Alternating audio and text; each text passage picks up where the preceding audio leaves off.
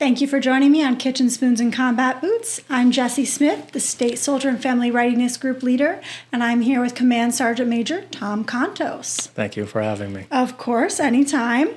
We had so much fun last time. We did. Yes. We figured we'd have you back, and just so everybody knows, Sergeant Major Kontos was not aware of the topic today. I did not give him any questions, so I am springing all of this on him. So let's see how he does. Yes, that's how I like it. Yes. Yeah. All right, so I'm going to start with an easy one. Okay. So now that you're further up in your career and you're starting to look at retirement, time frame, what are some considerations that you have in mind when thinking about that? Well, it's been on my mind for a long time. Yeah. Just to let you know, with all the years. One of the considerations I did was I actually called a lot of friends of mine and asked them, what would you do differently? And all of them gave various examples, but they did have a common theme. And everybody always says this, I wish I started it earlier. And I did that. I remember I got enrolled in the VA right after Afghanistan in 2010, 2011. I took steps just getting all my VA stuff down there sooner than later because everyone tells me that's a major stress towards the end of their career of finding that. And I flagged my computer a couple years ago one day just saying, start your retirement, do it now. And I had a list in there. And one day it popped up and I was like, wow, 2 years went by that fast. And I just started it. And I was just explaining today that I have all my retirement things done. I went out there and it took a long period of time to do it.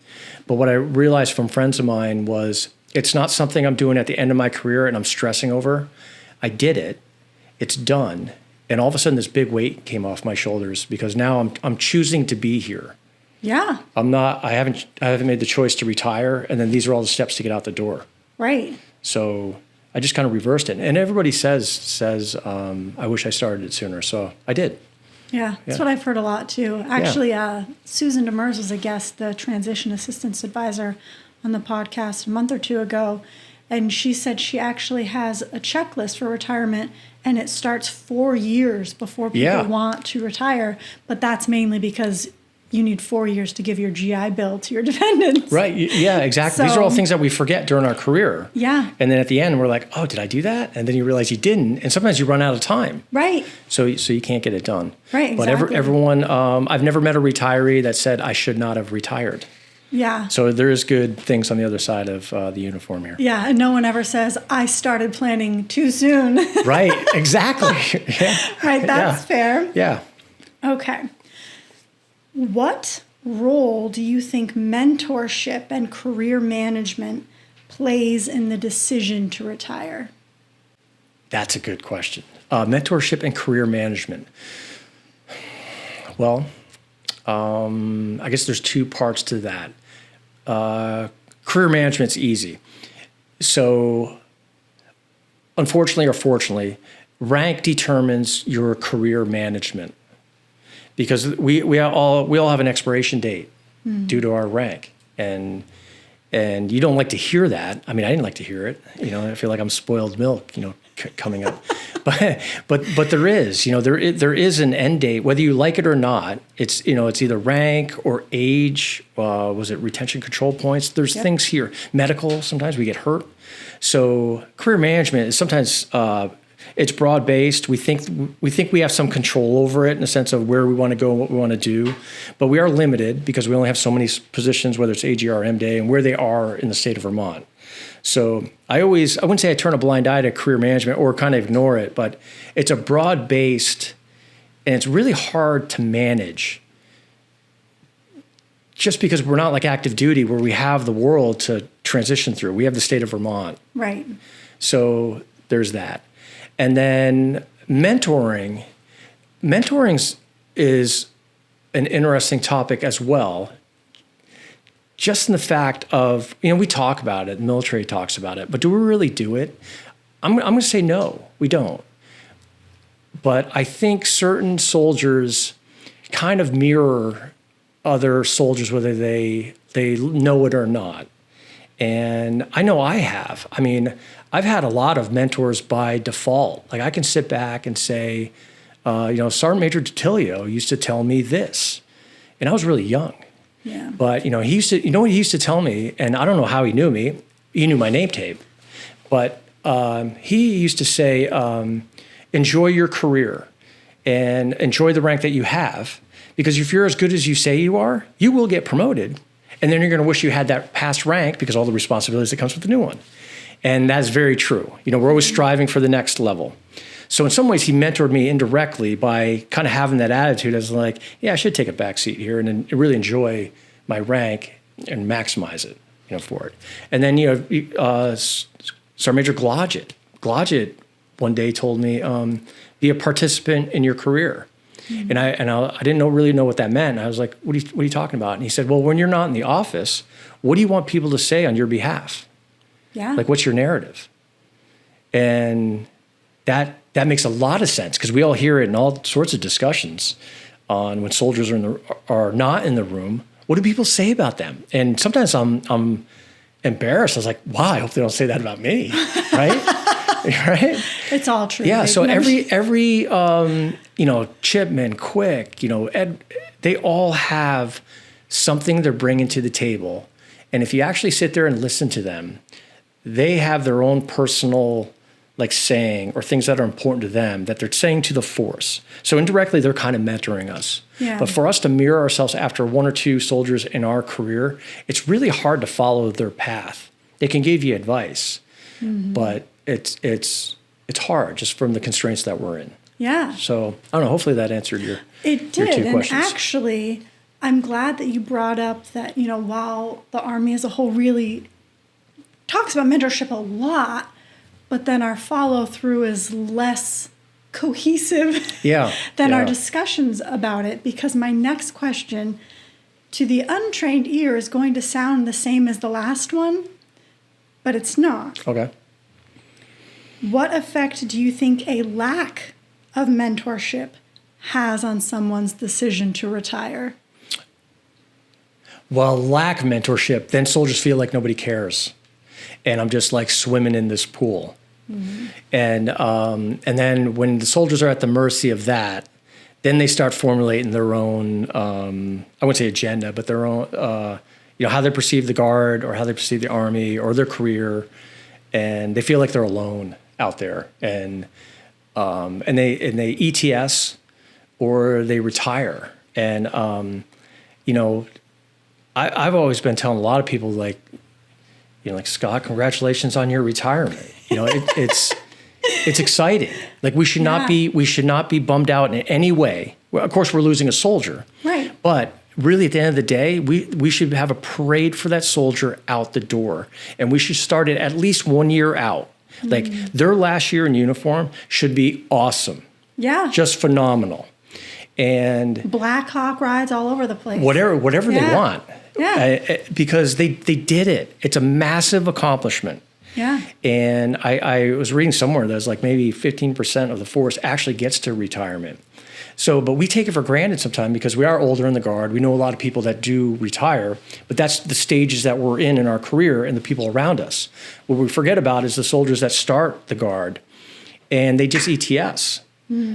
So when I speak to BLC students every month, I always explain to them that, they have every ability to make their career awesome. Just make it awesome. Yeah. Because when you go out the door and somebody says, oh, you retired from the military, what do you think? I want you to say, it was awesome. It was great. This is the best thing I ever did.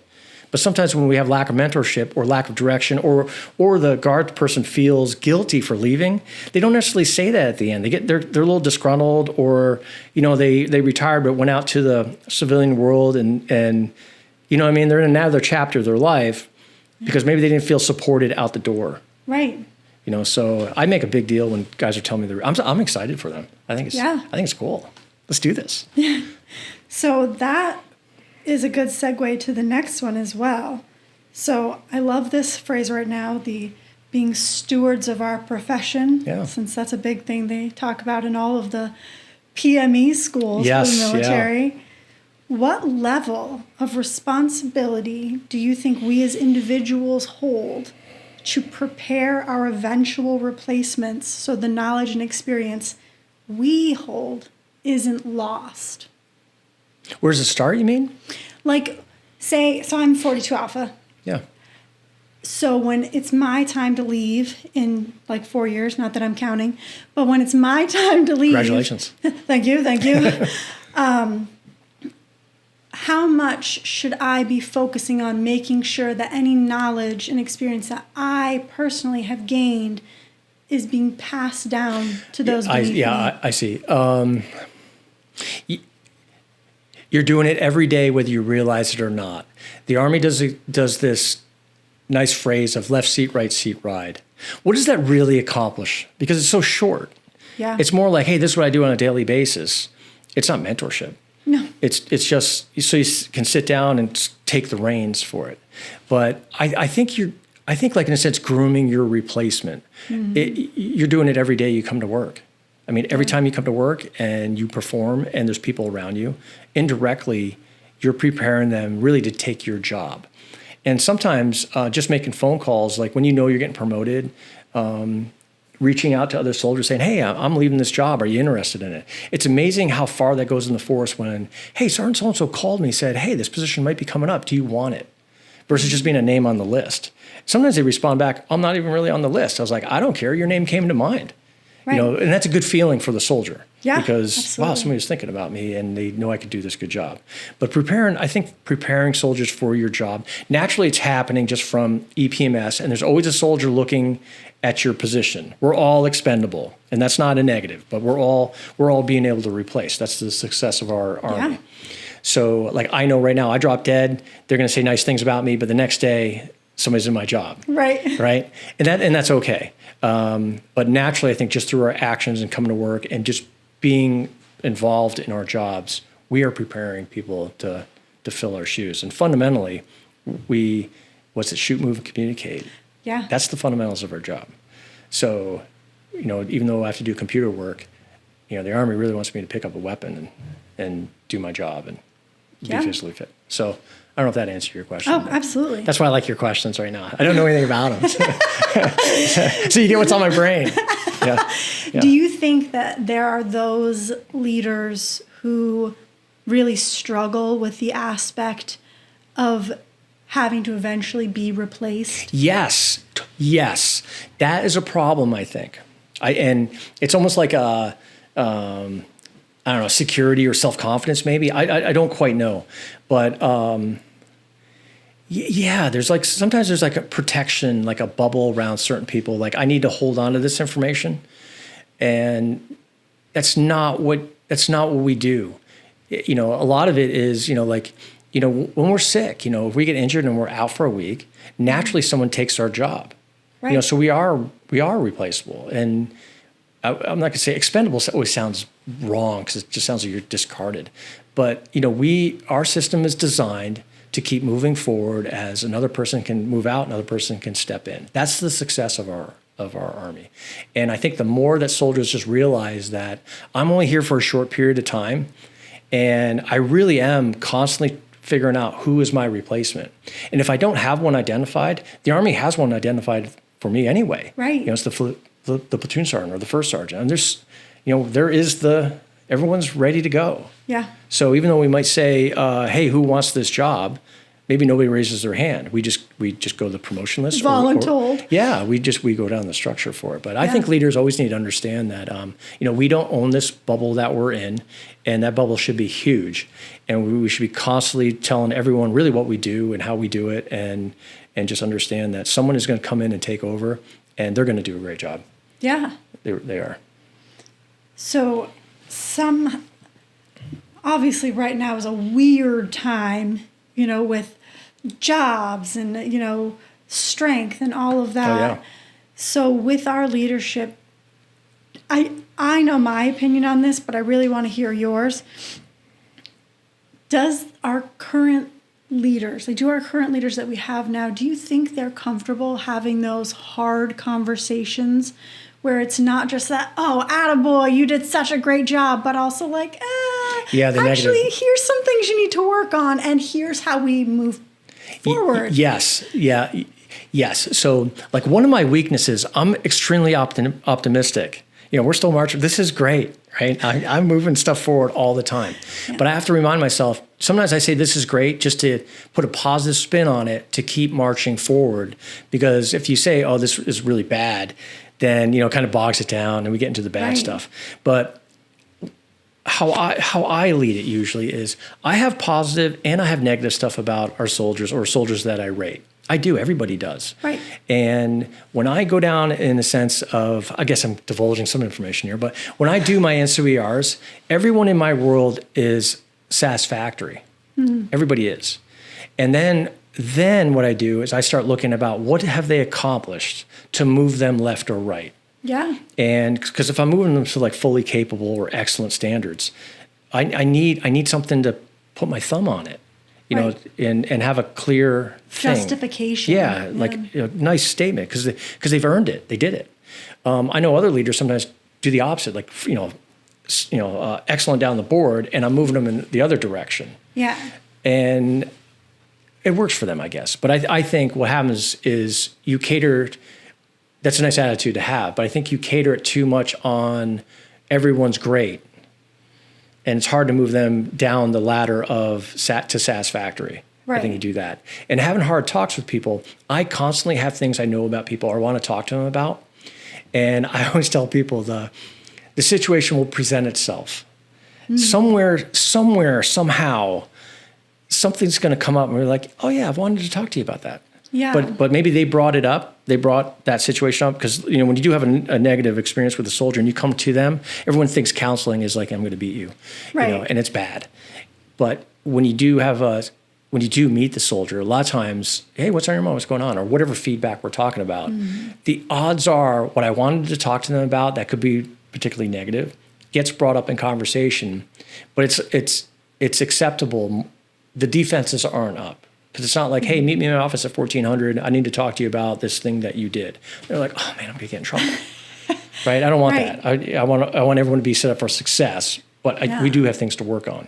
But and I do think our system, I wouldn't say our soldiers, but our leaders do struggle with that because the way we're trained, and in some ways I laugh about the Army, but it's right or wrong, yes or no. We're gonna talk about no right now. You sit there and listen. I'm going to give you all the no, and then we're going to come up with a good solution to get to yes. Well, is that really the way to do it? Right. So I like to have the situation present itself. I always say the problem is going to present itself, and then we're going to be ready. Right. So. Right.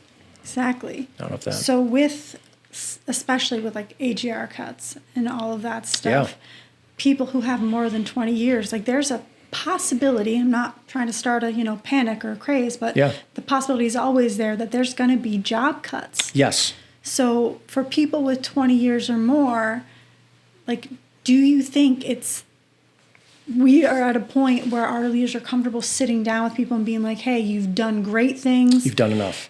You've done enough. It's time to go. Thank you. But, in a nice way, but, can't just be like, I think that's coming. And if anything, I think every soldier after 20 years of active duty needs to be prepared to retire. Yeah. They need to be taking the steps early if they haven't done it already, but they need to take those steps to line up all that, their finances, their education, their benefits, their VA, all those programs need to be accomplished at the 20-year mark. Not that we want to get rid of you, but there are things out of our control that it might say thank you for our service, and we need to go down that road. So do I pick up or you? Do you want me to start going? We can just go on to the next question unless you have more. No, let me answer that one. Oh, because at the 20-year mark, if we're all properly prepared to retire at the 20-year mark, it doesn't mean that we're going to, but we went through the motions because the stress of retirement is real, financially, all of it. But if it's accomplished early, there's things out of our controls. Like there's no doubt soldiers like me, I've been in uniform for a long time. I'm viewed as in, when's that guy going to retire? There's no doubt in my mind because it's a ripple effect through the force. And there's no doubt there's great soldiers behind me that can do my job. By no means it's me and me only. Right. And I've talked to leadership numerous times that I'm incredibly thankful for my career.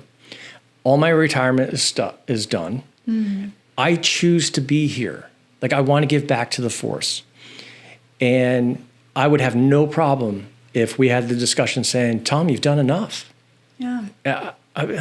Thanks. Right. Thanks, I've done it. You know, like, schedule my parade. Yeah, exactly. I know I got the parade lined up. Yeah? But yeah, you're right. You know what I mean? So in some hand, I look at it, it is a two-way street. And I've talked to leadership before on like, hey, this is my, not necessarily career goals, because my goals have been achieved. Right. But I am a soldier that truly is holding up the potential of other people's careers. They all want my job. You know, I don't blame them. No. You know, they all got something to contribute. But I do think that when you hit 20 years, every soldier needs to be properly prepared for retirement. Because at any time, the military can say, hey, we're drawing a line here. And after, 24 years, mandatory retirement for all soldiers over 24 years. We should not be caught off guard. Right. By any means. For that. Exactly. Yeah. All right. So we'll go back to this other question, because what you just said actually is like the next question I was going to ask a little bit. So do you believe that we have lost promising talent that our organization could have had because of the lack of a big picture view when it came to career management and or investing in a few at the cost of developing the total force? No. Soldiers always come and go, and every leader brings something to the table, or they never would have gotten there in the first place. Yeah. And it is unfortunate when there's certain skills that our soldiers have that maybe they're not selected for a job, and they're like, okay, I've done enough, I'm getting out. But I don't think you can just narrow it down into just particular skill sets that our officers or senior NCOs have. Because it's like, where do you draw the line, or how does it happen? And I do think it's just natural that, I'm not gonna say we have weak leaders, but we have strong and weak leaders. But everyone is bringing something to the table, and there's certain years where I think things click. Yeah. But I don't think it was by design. I don't. I think it's coincidence. Yeah. And it's coincidence that sometimes key leaders get together and just happens to be like they all think the same way. They all click. They all do the same thing. And then that expands out into the force, and good things happen. Right. There's other times where it doesn't click as well, and it's a little disjointed. But everyone is all trying. They are trying to work together to go down that path to do the right stuff. Right. So I wouldn't say it's a loaded question, but it's interesting. It's interesting. I've only had one time in my career that myself and two others were like, we're the right people for this. We really are. You know what I mean? All of us brought something to the table, strengths and weaknesses, and putting three people like that together. Yeah. Wow. But no one designed that. Right. That just happened to happen. Yeah. I longed for that day. It was good nice. To know. Good. I remind them too. I was like, come on, man, we need to do this. It's in your calendar. Yeah, they retired. Do this again. Yeah. Okay. Do you think those in the same rank and MOS or branch should be able to carry out the requirements of said rank and job, regardless of where they are? Like, no matter if they're at a war zone, if they're in GSC, brigade, RTI. Like, for me, I'm a E6 42 Alpha. Should I be held to the same standards as any other E6 in any other unit in any state, any country? Oh, that's interesting. Or do you think that it should be based more on difficulty of assignment? Or this is a very layered question. I'm not going to... Yeah. Ask it one more time, because I haven't answered. Okay. So, should same rank MOS job be held to the same standards of, for lack of a better word, let's call it competency? Like all 11 Bravos. Like all 11 Bravo, like all E6 11 Bravos will perform to this standard and be judged the same way no matter where they are. And then same thing with 42 Alpha. Doesn't matter. Yeah, no matter if they're in a war zone. Yes, I would. my first statement with that is definitely yes. And we do at a very low level when like all E6s have to do 11 Bravos have to do the following tasks. It already exists. Yeah. So I guess to answer your question, doesn't matter what your MOS is. There's a fundamental level of competency for every rank. That doesn't matter where you are sitting. Yes, you need to do that. Yeah. And granted, maybe if I'm in a combat zone, I'm way more proficient on something else because I'm doing it every single day for myself and the soldiers. But at the end of the day, when you peel back those layers, there's always a fundamental. And I explain that often to people when things get skewed. I always ask them, like, what does the Army tell us that we really need to do? And when they start telling you that, it's very basic stuff. Right. So then it's like, okay, so that's what we need to do. What are we doing? And we're doing something way over here. And then you just, why? And it crept that way for a variety of reasons. But when that far part of the spectrum becomes the norm, now that's not fair because these other people can't achieve it. Right. So it always happens with like high performing units. What they consider norm isn't the norm. It's not the norm. Yeah. Right. So when they say, oh yeah, all my soldiers get satisfactory for shooting expert because that's what we all do here in this unit. Okay. But that's your norm. Right. The Army would say that's exceptional. Yeah. So that makes me think of a question that can be potentially, I don't know, a hot button issue. Yeah, let's do it. I guess. So you bring up like some units having like, the high norm and some not so much. So when it comes to like evaluations, NCO and OERs, do you ever feel like those are skewed? Yes. Because brigade on the one hand, like I feel like when I was the S1, in the S1 section in the brigade, I was never done work. Like there was never, okay, at this point, I've done all my work for the drill weekend. Right. And some other units I've been in, it's been like, okay, here's the things I have to get done. Yeah. Great day. Yeah.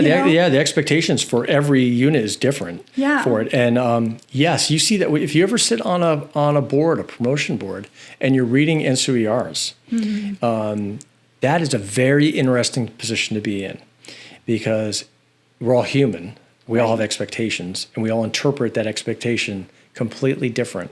And when you start looking at how soldiers are getting ratings, you can see there's certain soldiers that rate at a certain standard, higher or lower. You can see their trends, for it. And sometimes when I'm looking at that, there's a lot of interesting stuff that comes up because there's certain soldiers that write well. And you're like, he writes really well. So how's he rate his soldiers? And maybe that writing well turns his soldiers into very top performers. Right. Then you have other soldiers in the sense that don't write that well. And then you start asking them, it's like, hold on, is the soldier getting not awarded or rewarded appropriately because you can't write well? Because maybe you have 100 of these things to do, and that other person has maybe 10.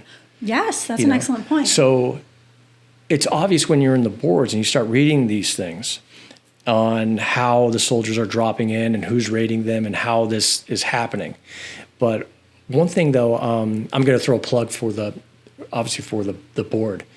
At the end of the board, I always come up with 3 names, and I write them down on a piece of paper in the sense of a poor performing soldier, a top performing soldier, and someone they're pretty good, they're okay. And then I don't tell anyone who they are, and I always write them down on my pad, and then I wait. And then when they always give like a list before we leave the board of however ranked on it, and I look for those soldiers. And they've always dropped in the right categories. Maybe not perfect, but maybe this high performer is top 5. He's not like 10 or 12. You're like, hold on, what happened here? Things like that. So I do think on how, with the amount of people on the board and how they kind of balance it out, it's really hard for everyone to line up and say, that guy was a rock star when he really wasn't, just because he had good ratings. So. But you see, I encourage everyone to sit on the boards and read these things because you learn a lot, not only about how people are rated, but you learn so much on how things are worded. And there's times where I'm like, I don't think I was fair to my soldier. So I did learn something. Right. And I know how to write it better or for worse. Well, because on those boards you can't give someone points based on what you know about Not at all. them. And there's discussions on that all the time. Like I've mentioned that numerous times, whereas, that soldier has a master's degree and I'm looking for it. But there's no record. There's no record of it. I can't award him a top block because I know that. And I can't announce to the crowd like, hey, he's got a master's, right? Because it's not in his record. Right. But in fairness, there are discussions in those boards where things come up and someone would say, hey, I know that soldier had some detrimental action against him. It's not reflected as NCR. There are discussions, they write it up on the board and they vet it. But right now, that is not a consideration because it's hearsay. Right. And it's not fair to the soldier. But I encourage everyone to be on the boards. It's at first, I remember when I first did it, I didn't want to do it. But now then I did it. I was like, I'll be on it every single time. Yeah. So the way that you write NCOERs really has an impact. Massive on impact. where your soldiers end up. And you can't inflate it. Like you can't, like sometimes there's some people really good wordsmithing. Right. They really are. And you think you're not super awesome. Yeah, you're not doing your, what's interesting is you're not doing your soldier a favor wordsmithing it because when they see the trend of NCOERs, like we do look at like 3 years of them. Right. And for someone, when you top block a soldier constantly down the board, you are actually doing yourself more of a disservice along with that soldier. Yeah. Because how can that be? Right. But it's, I like what they're doing. I think it's working. Yeah. It's not perfect by any means. Well, nothing ever is. No, but it's. We want it to be. Yeah, I know we do. We always think another state's doing something better. Right. But they aren't. Yeah. And I always thought NGB had a standard for all. Yeah. We make it up. So when you become an E8 in Vermont, it's a totally different method of New York or Pennsylvania. You know what I mean? They didn't have the same standards, but at the end of the day, we're all the same. Well, that's like our tag gets voted here in Vermont and nowhere else. Right, exactly. So it's interesting. I always thought when I was younger, NGB had a select criteria for promotions for everyone in the Guard. So if I was in New Jersey, Vermont, whatever, it was the same question or same, scheme of points. Yeah. It's completely different. All right, so I'm going to ask one final question. Okay. Okay, this one should be fairly easy. Well, they're all easy. I'm not trying to be, tricky. No. So think of a big decision that you made when you were earlier in your career. Now that you have the experience and the years under your belt, would you change the decision you made and why? That's a loaded question. Yeah. So that's a really interesting question because I've used examples tons of times on this. I'm always amazed I re-enlisted. I'm not surprised I enlisted the first time. I'm not, because that's what I really, really wanted to do. But every time I came up for an enlistment, I was fortunate really to have the right people around me encouraging me to to do it again. And it's amazing on how much that influences your decision. Yeah. And I'm lucky. It was luck, really. But I always remind myself when I'm talking to soldiers and they're ETS and not retiring, they're in that ETS world. They know what's best for them. So when you ask them, hey, in a perfect world, we want you to re-enlist. You tell me, what does it look like? And sometimes they're like, really? I'm like, yeah. I mean, you can't tell me I don't want to come to drill and you're going to pay me, right? But no one ever does. Right. But what's interesting is they know the commitment in a sense for especially M-Day soldiers. They know it's a week and a month, 2 weeks a year. They know there's more to that depending on the units. But what's always interesting when you say, hey, what does it take to get you to re-enlist? I'm not going to give you a sales pitch. I'm just going to say, what would it take? What do you want? They have the answer. Yeah. And sometimes they give me an answer and you're like, I got a unit for you. And they're like, really? Because they didn't know it existed. Like, maybe range control or something like that, or maybe mountain school. They don't know. CST. Because when we live in these certain commands, we just know the command.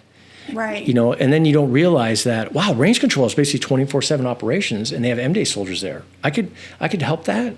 Like, yeah, you could probably make your schedule with them. You know, so usually the soldier knows. And I look back at my career, and I've had some great leadership around me that one of them told me that basically you need to pull your head out of your butt. We want you to re-enlist. You're doing great things for us, but you're kind of a disaster, you know, and it was true. You know, it was. Love that. Yeah. Love that. And for me, basically, it was like, hey, we need you to figure out whether you want to be in the Guard or not. Mm-hmm. And to do that, what do you want to do? And I was like, I want to go climbing. I mean, I'm out of here, right? I mean, and basically they cut me some slack. But I remember before I walked out the door, they're like, hey, if your butt is back here by October 1st, we can re-enlist you. And I think it was like maybe the June timeframe. And the commander at the time said, I look forward to seeing you on October 1st. And I remember him saying that when I went out the door. So he cut me some slack at the end. They let me front load some drills. Mm-hmm. And all of a sudden I was free. And I could just go off in the world. Yeah. But I started going off in the world, and then I realized, like, hey, I really miss this thing. Yeah. And then all of a sudden I was working my way back, and when I showed up, everybody's like, hey man, he's here. Let's do this. You know, and he re-enlisted me, and you know, here I am today. Yeah. So I think it takes some leadership. I remind myself constantly that the MD soldier and the AGR soldier, they have another life. They have other stuff going on in the world. Family, jobs, commitments. You know, they know there's something else. And of course, do I want them to be in uniform? Of course. But I need them to be there for the right reasons and, you know, enjoy their job and, you know, want to be with us. Right. So I think we have a lot of ability to do that. And I constantly remind myself. So if I didn't have the Guard, what would I be doing today? Is sometimes the question. One-man band. No, I would be living in South America. That's fair. Yeah. Yeah.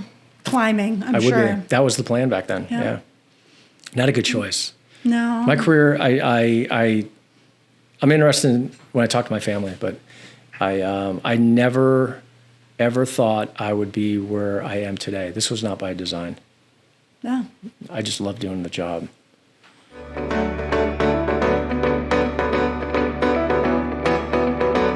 Well, thank you so much for answering You're my welcome. questions, some of which were maybe a little zany, you know. I liked them.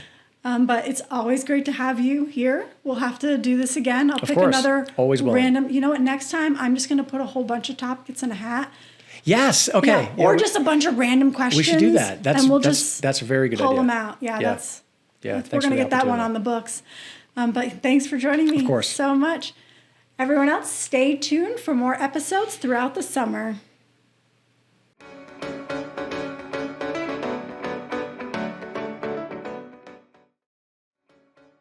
For more information or support, please reach out to the Vermont Military Family Support Center's toll-free number, 888-607-8773.